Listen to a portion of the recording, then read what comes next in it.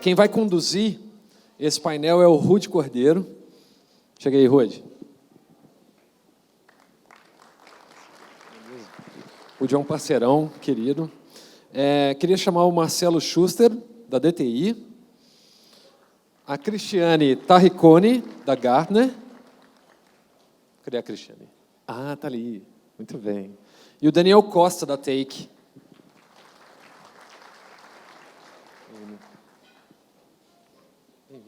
Tudo bem?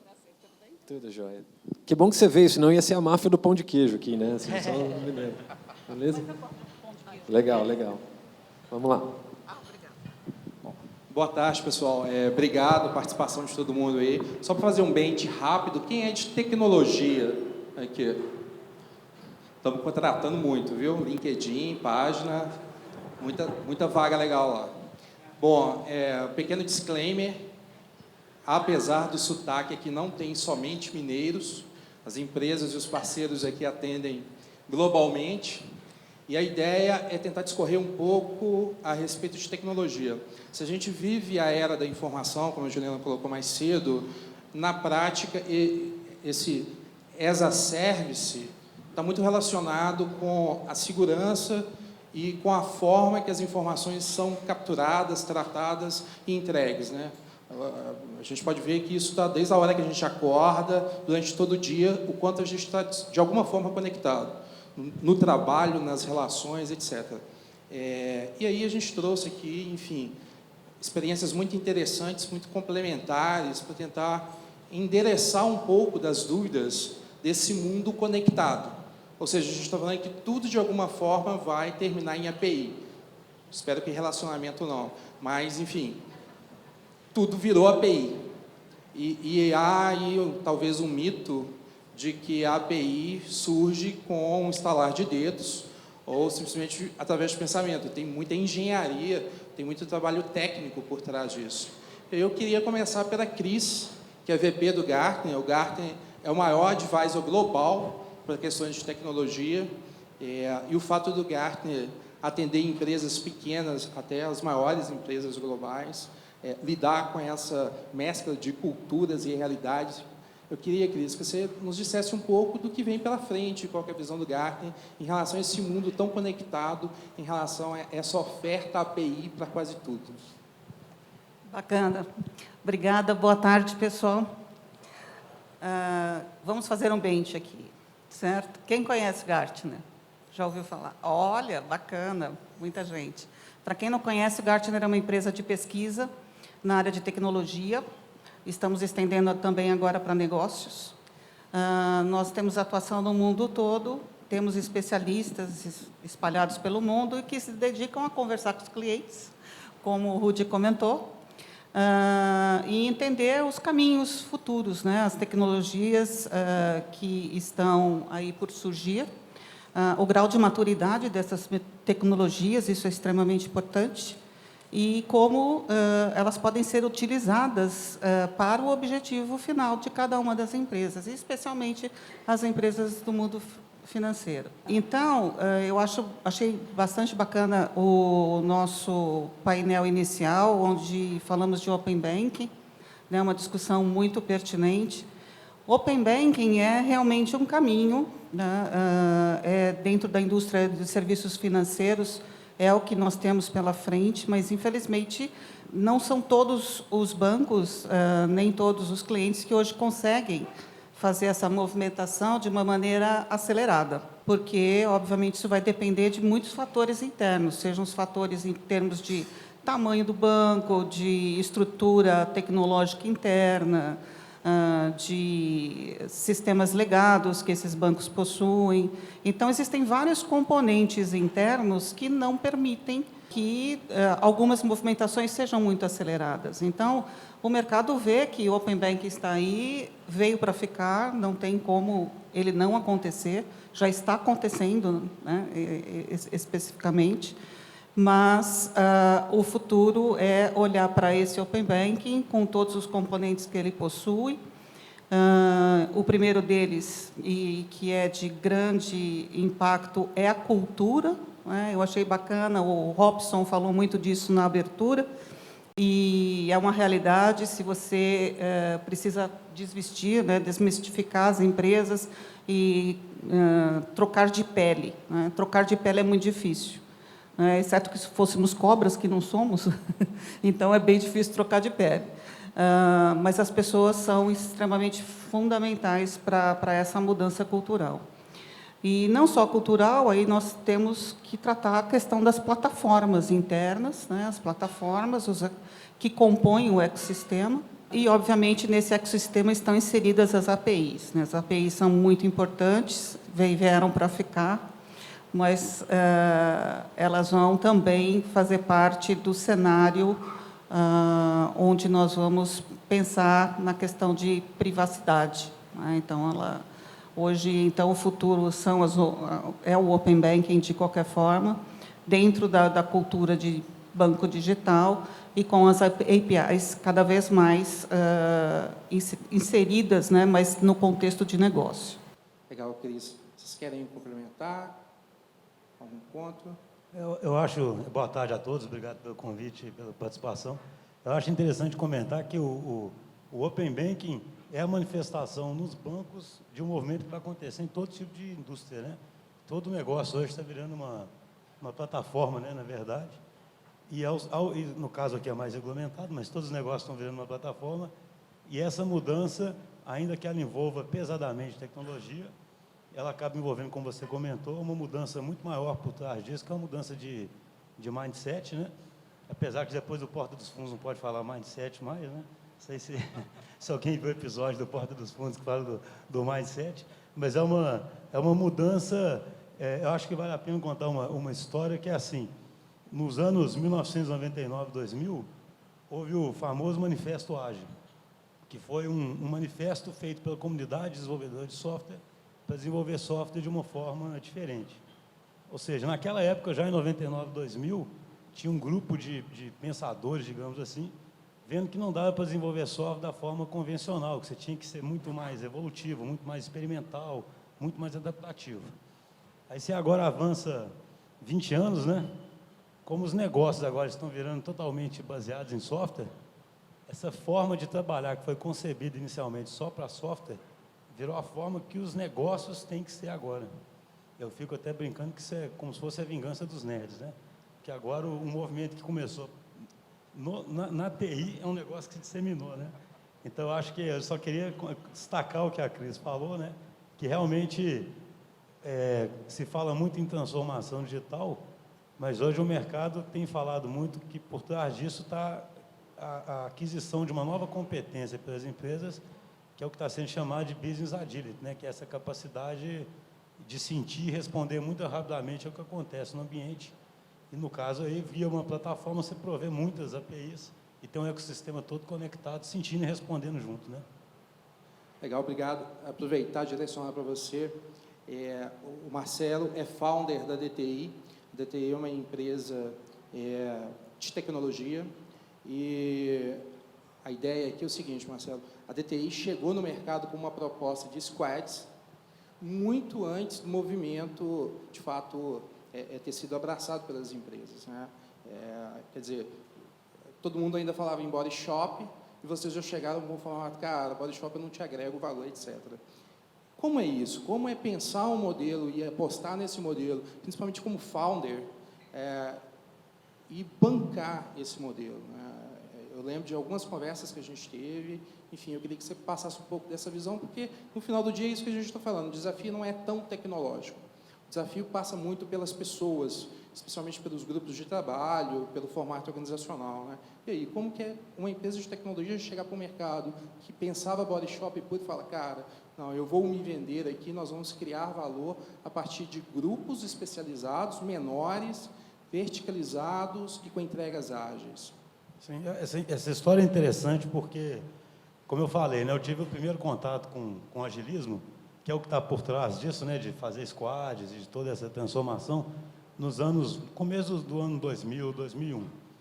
E aí, nessa época, o único apelo que a gente tinha para tentar vender isso era fazer um desenvolvimento de um projeto de software ser mais bem sucedido. Sabe? Então, você tinha que convencer alguém que estava comprando que ele não deveria comprar escopo mas sim que ele deveria comprar um time para resolver um problema e que ele ia medir o sucesso desse time pela entrega de resultado e não pelo escopo. Só que isso era hoje, até hoje isso não é tão fácil. Você imagina há 20 anos atrás, né? Você conversar com um departamento de compras e que está tentando equalizar uma proposta de vários fornecedores e tentar... Mas eventualmente a gente conseguia fazer isso. Então, nessa época, nessa empresa que eu trabalhava, eu diria que a gente amadureceu bem essa cultura de desenvolver iterativamente, fazer experimentações e, principalmente, criar um time que fique engajado na entrega de um resultado, que é o que cada vez mais as empresas precisam, né? Se você tem um time que está engajado na entrega só de escopo, é paradoxal, porque isso, na verdade, coloca esse time totalmente na zona de conforto, porque é muito mais fácil entregar o escopo do que o resultado, na verdade, né? Ou seja, você, no final, pode falar, se isso aqui não gerou resultado, foi o que você pediu, aquele velho conflito que existe entre TI e negócio, e que, na verdade, tende a acabar porque tudo tende a se misturar, né? Mas essa empresa que eu trabalhava, ela foi adquirida em 2008 por uma empresa grande, uma grande consultoria, que não trabalhava dessa forma. Então, eu meio que emotivamente, depois de um ano, acabei saindo para poder continuar trabalhando dessa forma, né? Digamos assim, a história não tem muito romance, não é isso mesmo, né? Eu não quis. E aí, o que eu acho interessante, tem um pouco a ver com o que eu comentei antes, né? É que, inicialmente, a gente esbarrou numa dificuldade muito grande de fazer essa venda. Porque, imagina assim, do jeito tradicional, uma empresa, ela pensa que ela tem um problema, e aí, consequentemente, ela pensa em qual é a solução.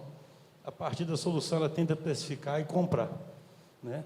Nesse jeito novo, imagina, tem um problema de melhorar a experiência de um cliente num pagamento de alguma coisa. Você tem um problema que você reconhece que é complexo. Você não sabe qual é a solução. Então, você tem que agora trazer para perto de você uma equipe que consiga ser engajada e que consiga correr atrás daquilo, né? Então, assim, a proposta de valor, essencialmente, é essa. E aí eu fico muito satisfeito que está tendo essa transformação digital e que os negócios estão ficando digitais, porque agora isso é imperativo do negócio. Isso não é mais alguém de software tentando convencer alguém de negócio como se faz software. Agora é alguém de software tentando compartilhar uma experiência de como que o negócio tem que ser conduzido para que ele possa ser ágil e possa se adaptar ao que o cliente quer. Então, assim, volta ao que eu disse anteriormente, nessa experiência que os nerds criaram ali para desenvolver software, que sempre foi algo muito intangível, porque software sempre foi muito intangível, né? E aí a teoria toda do agilismo é essa: olha, se eu não sei bem o que eu vou fazer, vamos fazer evolutivo, né? É simples assim, né? A teoria. Agora, como nós estamos nesse mundo VUCA, você vê o comentário aqui, né? Você desenvolve uma API com fim, daqui a pouco ela é usada para autenticar a compra de alguém, para saber se ele é maior ou menor de 18 anos em outro mercado. Então, você não sabe exatamente o que vai acontecer. Então, você tem que ter vários times que o mercado vem chamando de squad, que normalmente são times multidisciplinares, que tem que ter toda a competência instalada dentro deles para entregar resultado. E aí esses squads vão percorrer, vão atrás de um desafio e vão provar normalmente que estão conseguindo atender esse desafio com metas de curto prazo. Pode ser OKR, alguma coisa desse tipo, para mostrar resultado. Legal. Querem complementar algum ponto? Eu só queria comentar que, realmente, a questão de agilidade, ela é um dos elementos principais do futuro digital, seja de qualquer indústria. E esses times são times muito importantes, e hoje em dia quase todos os nossos negócios, nossos clientes, eles têm esses times digitais, baseados na metodologia ágil, no desenvolvimento, mas até mesmo na discussão de negócios. E isso envolve a destreza digital, e o que acontece é que o mercado ainda não está preparado, então há uma falta de mão de obra efetiva, né, para que isso aconteça da forma ou com a rapidez e na escala que se precisa, né? Porque o que se pensa é escalabilidade.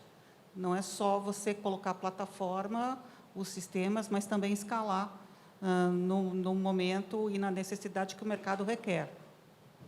No BS2 a gente tem uma metodologia muito interessante. O Robson comentou, a gente tem ciclo hoje de 45 dias para release de produtos, e aí a gente tem uma metodologia de chopp com pastel. Então, a cada produto que a gente consegue soltar ali dentro do prazo, com qualidade, segurança, etc., que são premissas básicas, né, rola um chopp com pastel generalizado. E todo mundo que é do BS2 está aqui balançando a cabeça assim, porque é muito bom, enfim. E faz parte de todo um ciclo Agile, a gente já era orientado por squads, enfim. Mas vale comentar aí que não existe, talvez, uma receita de bolo. Vale usar todas as disciplinas de design e de Agile e buscar a sua própria cultura, né? Eu acho que esse talvez seja um grande diferencial nosso, é de trazer toda a referência de um banco tradicional em termos de seriedade, accountability, segurança, etc., mas num modelo de entrega bem Agile e com pessoas, né? Com pessoas no centro, seja cliente ou funcionário. Bom, mas dando sequência aqui, depois do pitch, ele, meu cara, o Daniel é founder da Take. E falando um pouco da experiência, né, a Take é uma empresa que se reinventou algumas vezes, hoje é uma das poucas empresas homologadas pelo Face, globalmente, para algumas linhas de produto. E eu queria o seguinte, cara, vocês se reinventaram algumas vezes, a gente está falando aqui de um mundo que mudou drasticamente nos últimos 10 anos, e nos últimos 5 anos, especialmente. E aí, como se recriar, como pegar aquele produtinho, né, a vaca leiteira, colocar ele de lado e, de fato, encarar, como criar o produto que vai acabar com o seu melhor produto, como que é isso dentro da Take, como que é essa cultura, o que você pode trocar para a gente em relação a isso? Boa tarde, gente. Meu nome é Daniel, a gente está contratando. Viu? A falta de mão de obra. Eu sou Head of People da Take e um dos founders, e é muito legal esse espaço aqui para a gente, que a gente tem muito orgulho de ver esses mercados, né? E eu acho que não existe nenhum mercado que não está sendo disruptado. Há 2 anos atrás, a gente saiu como co-vendor, né, pelo Gartner, falando de uma coisa que assim, ninguém estava entendendo, agora a gente está num outro momento até de internet. Nós estamos na tal da internet conversacional, onde, muitas das vezes, o maior tempo que você passa não é fazendo um browser, não é dentro de um aplicativo, é você estar dentro dos aplicativos de mensageria, se relacionando com um familiar, um amigo, gerenciando um projeto. E em 2016 para 2017, o Zuckerberg ele foi muito feliz numa frase que ele falou num evento do Facebook, que ele falou que as pessoas gostariam de falar com as empresas assim como eles falam com os amigos. Uma coisa simples, mas que gerou uma quebra de paradigma tão grande e que só foi possibilitado agora fazendo um link do ponto corporativo pela existência dos APIs. Como que eu tangibilizo isso? Imagine, então, você tem um problema numa commodity de eletricidade e você fala, em vez de você entrar no sistema, abrir um ticket, ou ligar para um call center, onde você vai passar algum tempo, né, nesse call center, sem ter uma experiência tão agradável, sincronamente, né? Então, hoje, a nossa cabeça é de multitarefa, a gente faz isso olhando seu WhatsApp, seu LinkedIn, seu Facebook, seu Slack, está aberta a tela do seu e-mail. E como que você tem que parar, então, para fazer algo que nem é tão agradável? Então, o que a gente fez, e tentando responder a pergunta, né, do Rudy, na verdade, não foi uma reinvenção, foi uma evolução. Nos idos aí, da virada do milênio, nós somos uma empresa de 20 anos esse ano, a gente conseguia fazer com que uma pessoa, mandando o nome de uma música via SMS para uma operadora, recebesse essa música. Nada mais é do que um chatbot, que eles chamam hoje de chatbot. E, para fazer isso, a gente tinha que estar conectado dentro do ambiente de operadora, que eram os grandes inovadores da época, num CRM. Então, eu falava assim, olá, Rudy. Simplesmente porque eu tinha acesso à base de dados daquele cliente via uma API. E, olá, Rudy. O meu sistema fazia uma pesquisa para entender se ele era um pré-pago ou pós-pago, porque tem toda uma outra dinâmica de billing. Então, olá, Rudy. Que tipo de tarifação eu vou fazer?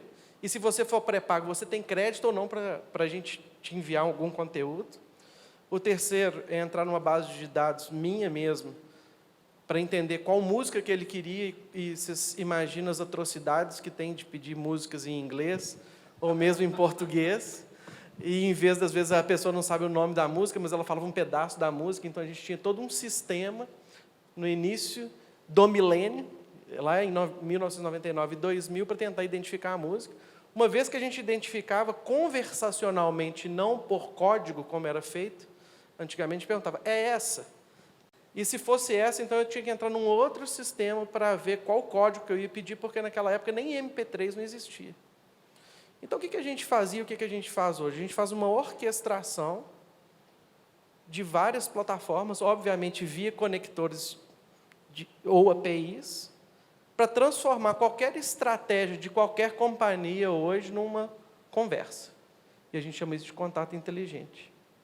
Então, hoje, das 25 maiores empresas e marcas do Brasil, a gente está presente em mais de 50% delas. O BS2 hoje é um grande cliente nosso. Nós temos 4 grandes bancos no Brasil e diversos segmentos onde você vai começar a interagir com essas companhias em linguagem natural.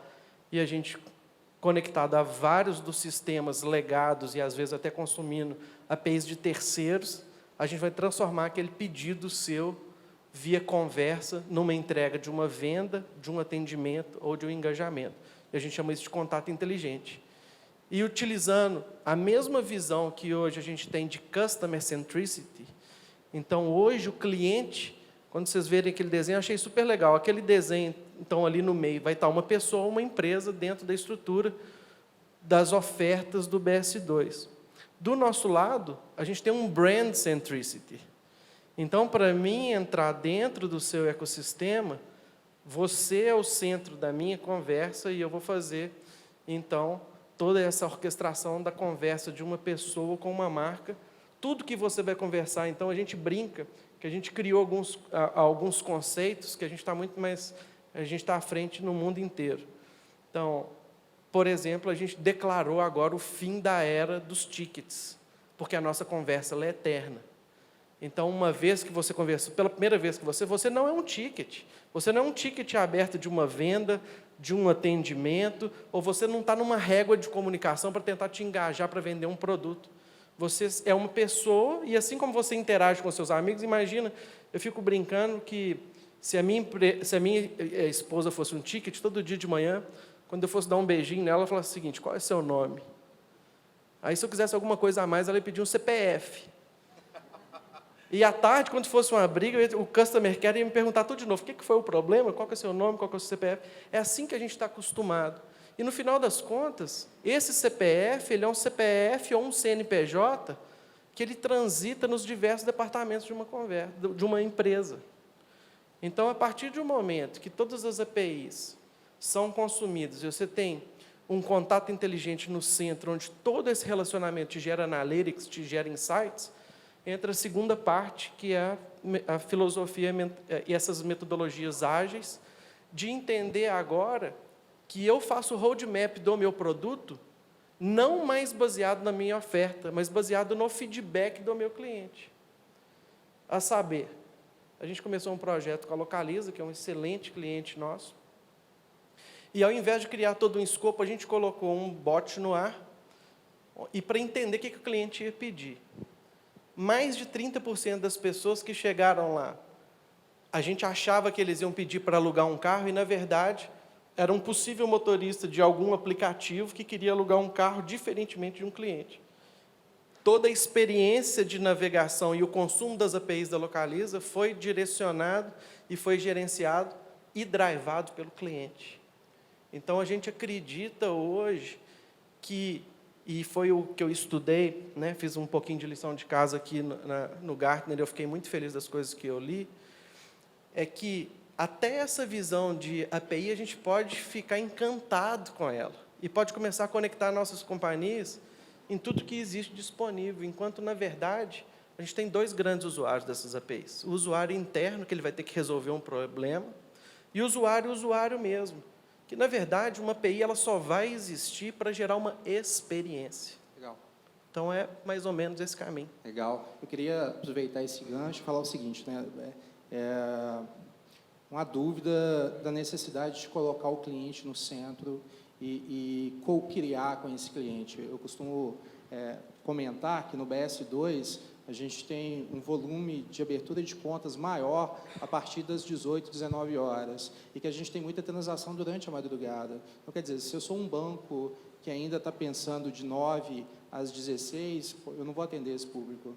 E todas as rotinas, todos os serviços e produtos têm que ser pensados para essa oferta 24/7, feriado, etc. Então, existe um esforço grande corporativo para a gente, de fato, entender o que é o pain point do cliente, o que é a dor do cliente, e traduzir isso em serviços e produtos. Nessa linha, de fato, colocar o cliente no centro ali. Eu queria que vocês comentassem alguma experiência aí de cocriação, porque as respostas não estão prontas. Existem muitas dúvidas, muitas perguntas, muitas provocações, mas talvez o grande diferencial das empresas é nessa cocriação. Como que isso tem sido nas empresas de vocês e, enfim, como que o Gartner tem percebido isso? Eu diria que, atualmente, praticamente 100% do que a gente desenvolve é cocriado de alguma forma, né? Assim, eu diria que hoje na DTI a gente costuma dizer o seguinte, que o ágil, eu tentei explicar um pouquinho aqui, ele existe para você garantir que está gerando valor em curto prazo, que você está experimentando, e o Design Thinking existe para te dar um norte de onde você vai.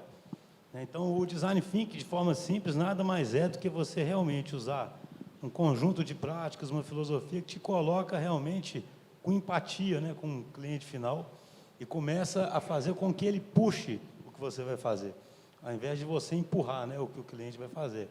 Então, esses times aí que a gente chamou de squads, idealmente são times que cuidam de fluxos de valores que são entregues aos clientes. O Daniel deu o exemplo da Localiza, né? A gente tem uma operação também muito forte na Localiza, por exemplo, e no caso do ride sharing, né, que é um dos negócios que mais crescem deles, por exemplo, imagine, em vez de você ter um time que faz o aplicativo do motorista, você tem um time que tem um desafio de fazer ficar a coisa mais fácil do mundo, o motorista pegar um carro, por exemplo. E aí, você usa essas técnicas de design thinking para poder engajar tanto as pessoas da Localiza que entendem bem do negócio, né, e que vão representar muitas vezes os usuários, mas é muito comum também trazer, né, motorista, usuário, fazer grupo, ficar estudando e colher feedback, né? Então, assim, hoje eu não tenho mais, eu diria, mais nenhum... Eu até brinco, né? A gente atua com desenvolvimento de software há muitos anos, né? Eu tenho um pouco de vergonha do que eu fazia antigamente, entendeu? Assim, quando você realmente faz algo puxado pelo cliente, você aumenta a chance de estar gerando valor absurdamente, aprende muito mais rápido, né? Então, acho que a palavra, isso vem até do Lean, né? Do conceito de Lean, da Toyota. Você tem que ser puxado, né? Você está querendo entregar valor. E é igual essa conversa, né, que o Daniel refere, tem que ser uma conversa puxada pelo cliente. Não é você. Antigamente, as marcas empurravam as coisas, né? E agora, com esse empoderamento do cliente, é ele que puxa tudo, né? E aí você tem que ter... Aí volta aquela importância de ser um time que não está focado em entregar uma solução, mas sim entender o valor que ele gera, né? Porque ele é capaz de reagir rápido a esses estímulos aí do cliente, entendeu? E se ele está focado em fazer um app que tem tais telas, ele não vai, né, reagir, não vai cocriar nada com o cliente. Tem um caso assim, a gente tem vários casos assim, engraçados do nosso relacionamento com o nosso cliente. Primeiro que a gente chega lá, a gente é muito informal, né? Então, eu cheguei numa empresa listada, e tem várias empresas listadas de construção, e a gente chegou lá e o CFO chamou a gente para uma conversa. Ele falou assim: primeira coisa que eu quero te falar, o contrato não está fechado, porque eu não entendi o seu contrato. Aí ele falou assim: não, porque eu estudei em Harvard, fiz não sei o que no MIT, e eu já vi muita gente inteligente alocada em projeto e cara sem saber o que vai fazer para não dar nenhum, né, e não ter nenhum ponto de controle. Eu falei assim: eu não estudei em colégios tão bacanas igual você, faculdades, mas eu acho que a gente tem uma estradinha aí de coisas que a gente vai fazer. Uma longa história curta. O time dele estava vibrando com o nosso time e tinha o que a gente chama de Inception, que é a primeira fase do projeto, onde a gente vai conhecer o cliente, e conhecer o cliente mesmo, entender o business dele, entender as dores dele, para a gente lançar o primeiro MVP o mais rápido possível e a gente colocar o cliente dele conversando com ele para a gente ver o que vai sair. E o pessoal ficou apaixonado, foi um dos melhores Inceptions que a gente fez. Resultado, 3 semanas depois, 210 leads de vendas de um apartamento e 2 vendas de apartamento feitas por WhatsApp, sem interação humana. O que ele ia pagar dessas corretagens, pagou o workshop, o Inception e tudo, e eu acho que agora, isso tem um tempinho atrás, eu estou doido para ver. Outra interessante é que a gente desenvolveu, todos os nossos clientes, a gente desenvolve a persona do cliente. Então, é a persona da Localiza, a persona do BS2, isso é uma interação muito legal, porque mesmo aquele texto e aquelas breves interações, ela tem uma personalidade. Então, a gente tem alguns indicadores como, por incrível que pareça, tom de voz, você vai colocar caixa alta, caixa baixa, se é formal, se é informal, se é direto, se é indireto, se pode usar uma linguagem, sei lá, mais técnica, menos técnica, e a gente desenha essa persona e apresenta para o cliente. E tem sido, assim, muito legal o feedback, a gente tem ajudado as empresas a entender a personalidade dela. E a gente tem visto que, às vezes, quando as empresas que elas entendem a personalidade dela, elas têm muito mais êxito no relacionamento, a ponto, por exemplo, de uma coisa que a gente fez um evento muito grande também, levou a Localiza, e ela falou um negócio que eu nunca esqueci. Parte do nosso projeto é fazer o transbordo do robô, a qualquer momento que ele queira, para um atendente humano. E aquele atendente humano e o nosso robô tem que ter sorriso nos dedos. Então, eu tenho interações legais que eu poderia mostrar aqui, que é super bacana. Tem um cliente lá que falou assim, olha, eu não sei quem que fez esse negócio não, mas eu queria encontrar vocês e pagar um chopp aqui no Espírito Santo. Então, a gente tem vários desses cases, né? Mas o que é mais importante é que parte desses projetos nossos só existe porque a gente entende um KPI muito específico.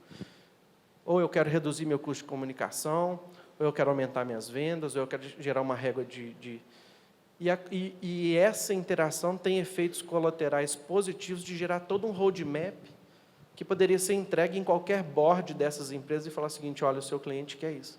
Então, eu brinco que agora que eu sou concorrente da McKinsey, porque eu faço geração de roadmap, de tendência e de necessidade de cliente através de uma interação com ele de uma forma muito mais barata. E fechando, coisa que também a gente fica feliz com essas interações, é que um dos quotes que a gente tem de um CXO, de um cara que é agora um Chief Experience Officer de uma grande companhia também, ele falou o seguinte, antes parecia impossível você melhorar a experiência de um cliente sem ter um impacto negativo em custo. Ou seja, para aumentar a experiência de um cliente, você tinha que investir mais. E agora eu faço melhoria da experiência do cliente com redução de custo e aumento de eficiência operacional. E ainda gerando toda a comunicação e ajudando ele a fazer, inclusive, o roadmap de abertura de APIs. Então, assim, tem sido uma experiência maravilhosa para a gente, estamos contratando. Bacana. O Daniel me fez lembrar algo muito importante que você mencionou, que é justamente essa capacidade, né,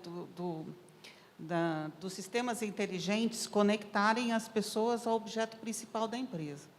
Acontece que nem sempre as empresas estão com esta mentalidade. O que eu quero dizer com isso? Muitas empresas, principalmente as mais conservadoras, as de longo prazo, elas têm um produto e um modelo de negócio operante. Então, ela precisa mudar. Na verdade, assim, ela vai sofrer disruptura se ela não atentar para o que o cliente quer, certo? Então, no momento que ela atenta para o que o cliente quer, ela produz aquele valor, aquele produto, aquela comunicação, da forma como o cliente pretende usar aquele produto ou aquele serviço, como você comentou. Então, eu tenho um exemplo, assim, que eu vou até fazer um disclaimer, que não é um exemplo do Gartner, mas é um pessoal meu. Eu, interagindo, eu acho que ninguém aqui tem problema de comunicação, né? Internet de casa cair, né? Isso nunca acontece, certo? E eu trabalho muito de casa, porque o Gartner é uma empresa onde nós podemos fazer home office alguns dias, sempre caiu. Aí eu não conseguia conectar de forma alguma, até tenho bastante conhecimento em telecomunicações, não conseguia fazer o negócio funcionar, liguei. Como todo mundo tem que ligar lá no número. Liguei, atender um chatbot. Eu falei, ok, já sei. Então, é aquela história, né? Dá o nome, o CPF, o nome do marido, o signo, a idade. Bom, quando você passa por tudo aquilo, o que eles mandam fazer? Todo mundo de TI sabe, que é o resultado básico. Liga e desliga. E todo usuário de TI também sabe. Liga e desliga. Só depois que liga e desliga, o suporte vai funcionar. Adivinhem, o chatbot é totalmente automatizado agora. Depois que você fica mais de 5 minutos na linha, ele desliga a chamada. Ele desliga a chamada. Então, você perdeu o seu tempo à toa, porque você liga e ele desliga a chamada. Aí eu fiquei possessa. Falei, não é possível, esse meu jeito italiano, liguei de novo. Liguei de novo.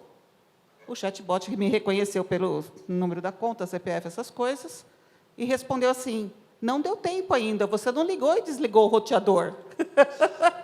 Ou seja, ele contou, porque eu liguei imediatamente depois, ele contou, ele tem aquela inteligência.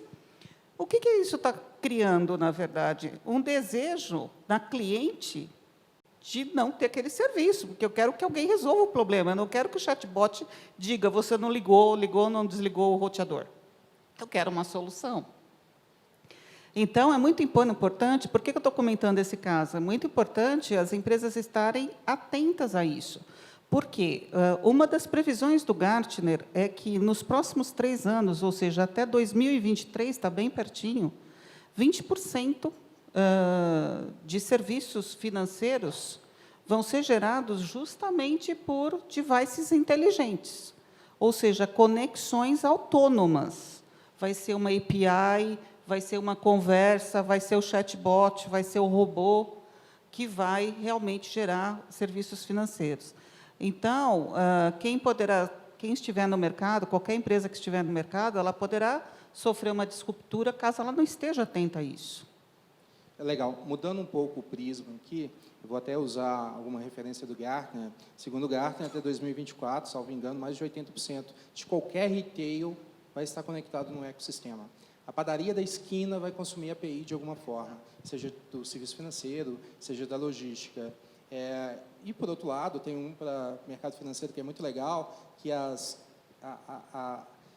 carteiras de investimento, até 2026, mais de 90% das carteiras vão aplicar com a inteligência própria. Você vai passar parâmetros para a sua carteira, e a sua carteira, né, a gente está falando de um algoritmo, vai ter autonomia para fazer a aplicação para você e para negociar com os traders que estão na outra ponta. Quer dizer, a coisa vai acelerar muito em termos de consumo, de como consumir esses serviços, especialmente serviços financeiros, via API.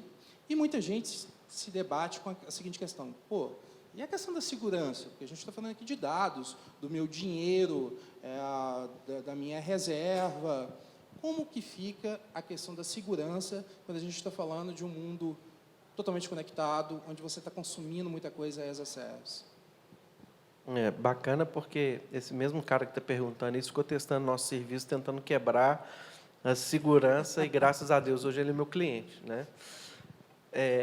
A coisa que mais me chama a atenção hoje nesse mundo de APIs é que, como essa jornada ela está bem desenhada hoje, o que eu também li é que vão ser criados, eu acho que até dentro dessa visão até tudo está voltando para pessoas de novo, tecnologia e pessoas, novas expertises.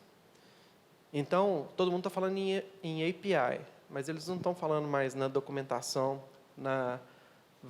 vão ter sistemas inteiros de gestão de APIs. E um dos papers que eu li, quais são as empresas do mundo de API, de economy, que elas mesmas vão ser um ecossistema de consumo, de liberação, de conexão, de um layer de segurança, de encriptação, de garantir segurança fim a fim, do tubo, do canal, da própria internet, dos provedores, né?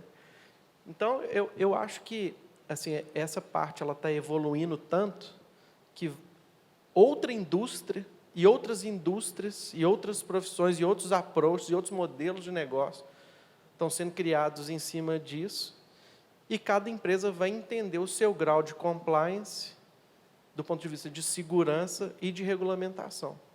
Então, a gente vai ter empresas que elas vão estar muito mais preocupadas com isso, e vão ter empresas que vão estar menos preocupadas com isso, só que não, porque agora a gente tem o tal da LGPD. Então, Eu acho que hoje eu seria leviano de tentar responder uma pergunta que hoje o mercado a gente vai ver. Quem viver, verá nos próximos anos. Agora, eu como empreendedor que está contratando, eu sempre vejo o copo meio cheio, né? Então, nós estamos encantados. Eu fiquei muito feliz com os exemplos que foram dados aqui. Esse case de validação de idade, quais são os efeitos colaterais positivos que esse novo mundo vai gerar, né? Então, assim, eu estou muito animado com isso, viu, Rod? E pode testar a gente, se alguém precisar de segurança. Aí a gente fala o nome de alguns outros bancos que a gente trabalha aqui, que a gente foi bem testado nessa parte de segurança, e estamos, acho que 35% já prontos para LGPD, até acima do que eles estão pedindo para a gente criou uma parte lá de segurança da informação muito feliz, eu estou bem feliz com isso. Só fazer uma observação, nós somos fanáticos por segurança. Na nossa oferta, a gente entende que serviço financeiro é um tema extremamente sério, onde não cabe nenhum tipo de dúvida, que a transparência é totalmente necessária. Então, o que a gente fez com a Take e com o Daniel, a gente faz, by the way, com todos os parceiros, e é uma cocriação, de certa forma, né? A gente trocou muita figurinha. Todas as soluções que a gente entrega na ponta, eu posso assegurar que tem um rigor de segurança altíssimo. Eu só complementaria que, na verdade, se envolve uma série de aspectos técnicos, né? E aí, dentro dessa brincadeira que a gente está aqui de contratar, né? Quem quiser ser arquiteto, né? Porque, no fundo, você imagina, essas APIs adicionam, ao mesmo tempo em que elas simplificam enormemente a construção de novas soluções, porque você pega tudo que um banco quebra em pequenos pedacinhos e abre, né, para todo mundo usar, você cria um ecossistema muito mais complexo de gerenciar, porque agora você tem centenas ou milhares de pedacinhos que tem que estar funcionando e tem que estar seguro, né?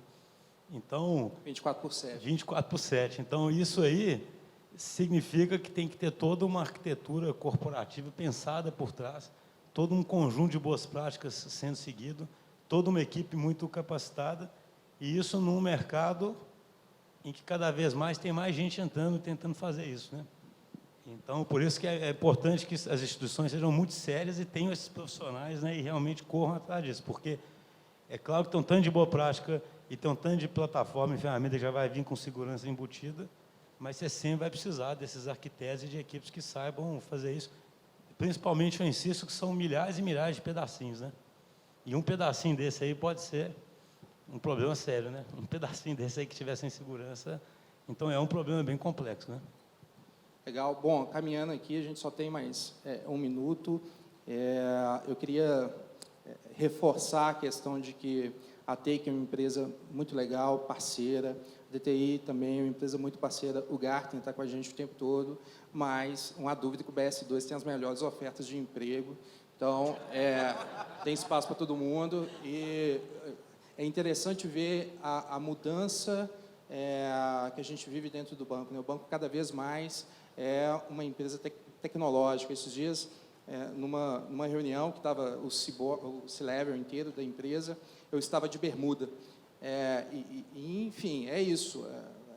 É uma questão não simplesmente que o dev está de bermuda, mas é uma questão que, eventualmente, um executivo, o head de uma área, está ali de bermuda, e que isso não faz a menor diferença na qualidade da entrega, na velocidade, né? Eu acho que parece um exemplo simples, mas consegue, de certa forma, tangibilizar o que a gente está propondo no final do dia. Nessa linha, e só dá tempo para um de vocês responderem, cara, quem não foi ainda para esse mundo componentizado, agile, fecha as portas ou o que faz? Infelizmente, só um para poder responder. Eu não sei, eu particularmente acho que só sobreviveria sem fazer isso aquele que tivesse algum monopólio, uma proteção de mercado muito forte. Aquele que estiver sujeito à competição verdadeira, dificilmente vai sobreviver. E por isso que agora o ágil está pegando, né? Justamente porque o medo está imperando aí, né? Eu fiquei feliz de ouvir do Bruno Baldutini que de 16 bancos, né, digitais que ele fez advisor, só nós sobrevivemos. Pessoal, muito obrigado, um papo muito divertido, né, muito interessante, e talvez desmistificando um pouco dessa questão da tecnologia, né, da API, do release, do componente, mostrando também que isso está totalmente relacionado a pessoas. No final do dia, estamos contratando. Muito obrigado, gente.